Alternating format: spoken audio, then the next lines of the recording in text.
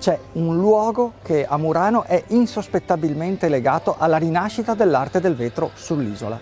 Questo luogo si trova in Fondamenta dei Vetrai al numero 97. In questa casa, o meglio in una casa che precedette quella che si vede oggi, nasce sul principio dell'Ottocento Vincenzo Zanetti.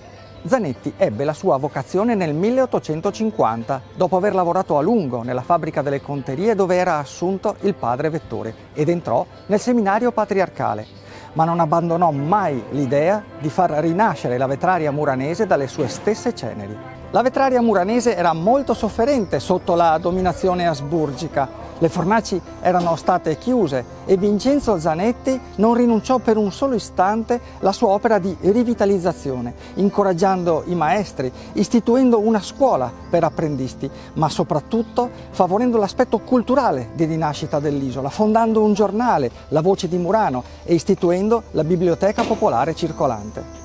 Né si fermò a questo. A lui si deve infatti la creazione del Museo del Vetro di Murano, importantissima, e più in generale quelle azioni che in pochi decenni contribuirono a far rinascere l'arte del vetro di Murano.